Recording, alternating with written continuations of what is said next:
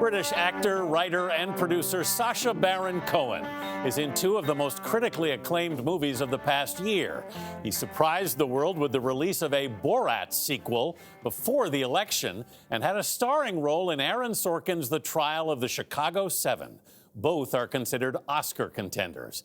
In an exclusive interview with him, we spoke with Sacha Baron Cohen about why he was so driven to make both of these films. Do you have contempt for your government? I'll tell you, Mr. Schultz, it's nothing compared to the contempt my government has for me. Sacha Baron Cohen chased the role of Abbie Hoffman in The Trial of the Chicago 7 for 13 years. Give me a moment, would you, friend? I've never been on trial for my thoughts before. I just found him this incredibly funny, charismatic character who underneath it all was amazingly courageous and was ready to give his life to fight injustice. So I needed to play him.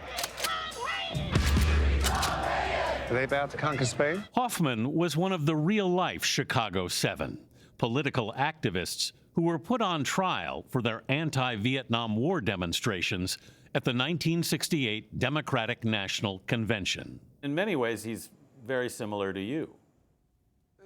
I mean, that's a great compliment. I would say he's really inspiring. I mean, he realized the power of humor in being able to challenge certain things that he found immoral in society.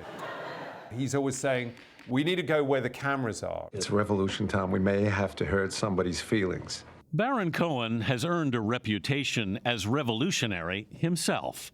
Through the outrageous behavior of his own characters, he gets people to reveal their inner prejudices, most notably as the infamous journalist from Kazakhstan, Borat. In my country, they take them and they take them to jail and finish Take them out and hang them. Yes. That's what we're trying to get done here. High five.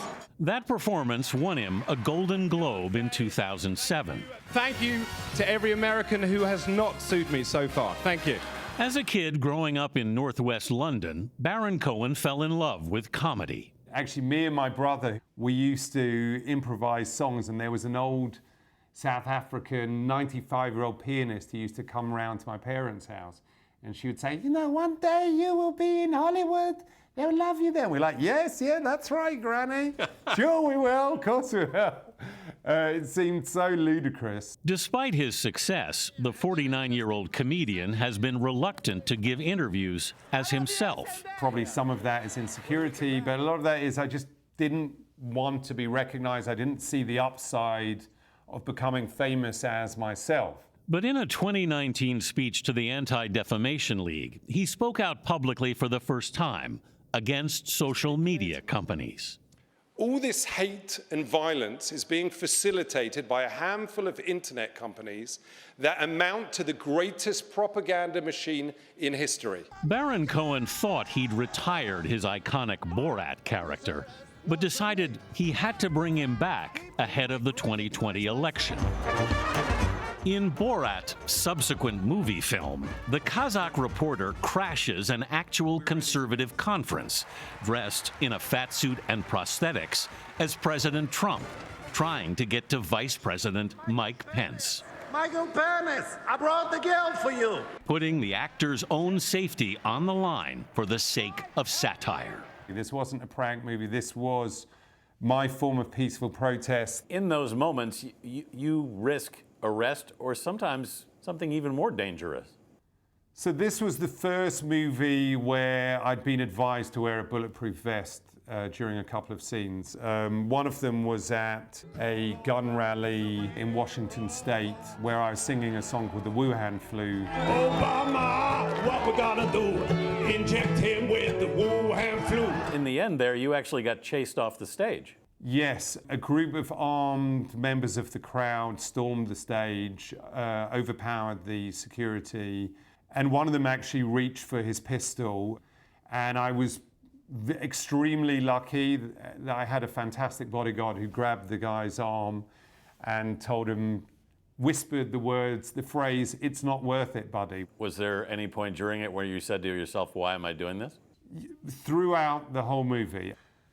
I remember being in the bathroom before that gun rally, and I was putting on a bulletproof vest and looking at myself in the mirror, just thinking, I must be completely mad. What are you doing? At one point, Could I stay in your home? he spent 5 days in COVID lockdown with 2 conspiracy theorists. It's the longest he's ever had to remain in character. I think I had close to having a panic attack because there were no crew around. I thought, how do I do this? How am I not going to slip up for, having breakfast, lunch, dinner, getting drunk with them in the evenings? It was worth it because those guys were they were pivotal to the film. Jim and Jerry, which was their names, were good guys. They were kind to a foreigner. They were actually, to a degree, they were feminists.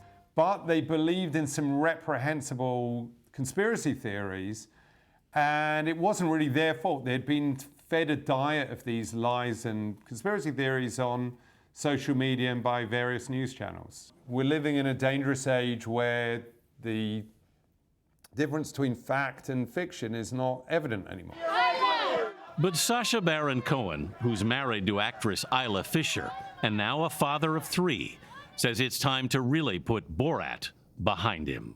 Was this your last undercover movie, or would you do it again?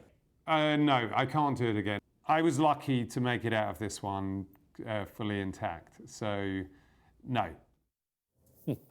I asked him, I said, do you alert your wife when you're going into these dangerous situations? And he said, no, I don't. I did that once when he was making Bruno, and he ended up being chased by the police that day, and he said, she's never gone back to a shoot after that. He doesn't want his wife to worry about him, but the beauty of what he does, because I actually think he's brilliant on what he puts on the screen, is that on one level you are saying, wow, this is amazing, and on the other you're cringing. You're squirming. You're cringing, and then the next minute you're doubled over in laughter. Yeah.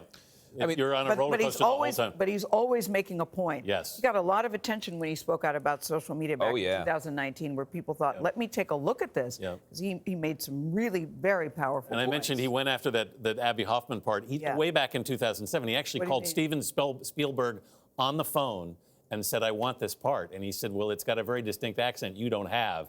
And he said, I'll give you 2 weeks to learn it. And his criticism... And what happened?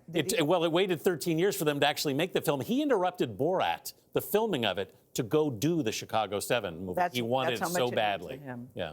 His criticism of social media may be his more lasting legacy, however, and it has not ended with that speech. That's right. On Election Day, with Donald Trump leaving the Oval Office, he had a picture of Donald Trump and Mark Zuckerberg, and he said, 1 down, 1 to go.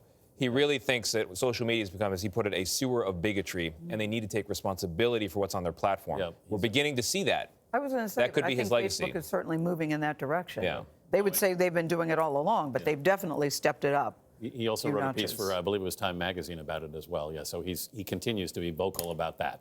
Anthony, that was a really good piece. He's a very interesting guy. That was really, really good. He's a very interesting guy.